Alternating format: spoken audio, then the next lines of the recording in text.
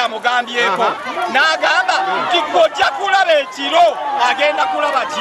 Kajoba Hassan ne Mwanyina ategerekese ekiriya Nusura nga abatuuze b'e Busiro w'obulenzi mu Ggombole Katikamu mu disitulikiti y'e Luweero be bakiguddeko abatuuze bazinze amaka ga kitaawe gye bali bakolera obusawo bw'ekifere oluvannyuma lw'okuwamba abalwadde mu ddwaliro n'abagalira mu kifo ekyekusifu ewaabwe nti babajjanjabe. Abatuuze bagamba nti Kajoba yagenda mu ddwaliro e Mulago n'aggyayo omulwadde eyali asanyaladde ate abalala n'abajja mu ddwaliro erakyo, omulala n'amujja mu ddwaliro lya Orient Medical Center mu Luweero nti alina eddagala lisobola okubajjanjaba. So again, there's an old man who is very sick.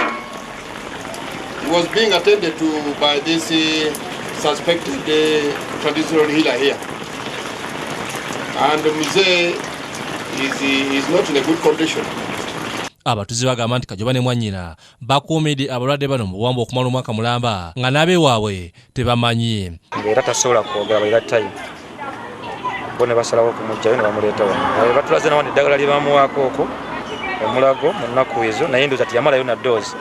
Kwa kusinzira ku tics eziri ku dose ba yafunako ko dose yagwaye.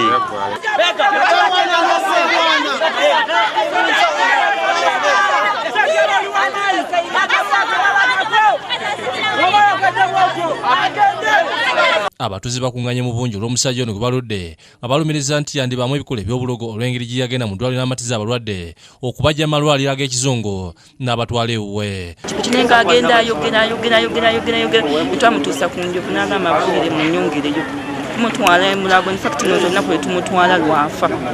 Obusawo bw'ekifiri abaana bano babadde babukulira amaka ga kitaabwe Kawenja Rajabu nga babadde bassawo ebitaano kubagamba nti bajjajjabira abalwadde abayi nti empewo z'ekika kyabwe zibayambako.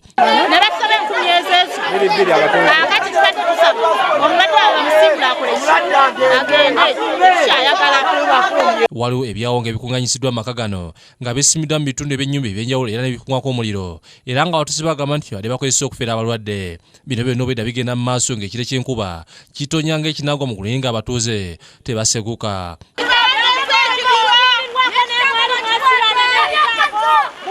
Abatuuze bayingidde mu nnyumba ya Kawenja okwekennenya ekiri munda wabulomu n'abategeeza nga balabye abalwadde abayi mu kasinga k'emmanju ekiwaliriza poliisi okubagobawo. Olwo yo n'etandika okunoonya mu kifo kino n'esanga abalwadde nga bali mu mbeera mbi. Ku balwadde kubaddewo Kamoga Thomas w'emyaka 65 ng'ono abadde mu mbeera mbi ate abalala babiri ne bamalamu omusubi. Abatuuze batandise okukasuka amayinja ku mabaati nga bagoba poliisi nti bo beggirewo abalwadde ekiwaliriza poliisi okubakumamu omuko ogubalagala. Era wano Nusura abadde afunye omwaganyi okudduka ng'alinnya takisi kyokka poliisi n'emulabukirira n'emukomyawo ate Mwanyina alabiddwako ng'ayingira ensiko era tazeemu kulabikako.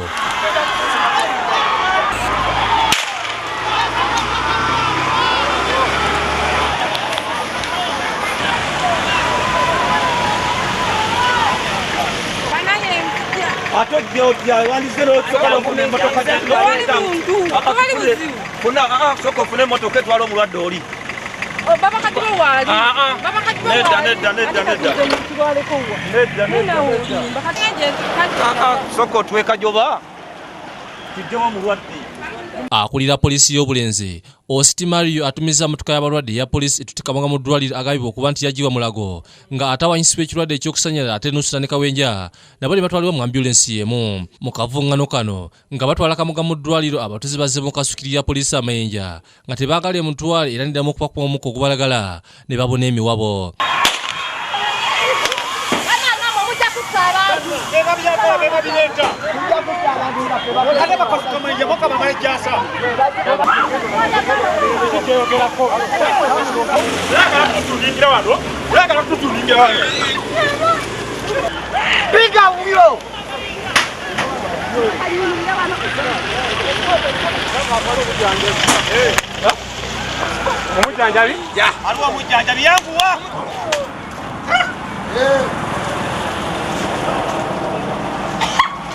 Ssentebe wa LC yokusatu ekatikamu Sserunjogi Sam asabye Kawenja obutaddamu kukkiriza kujjanjaba abantu mu maka ge wabula ye ne yeegana nti abali takimanyi nti abaana be babadde bakola obusawo bw'ekifere.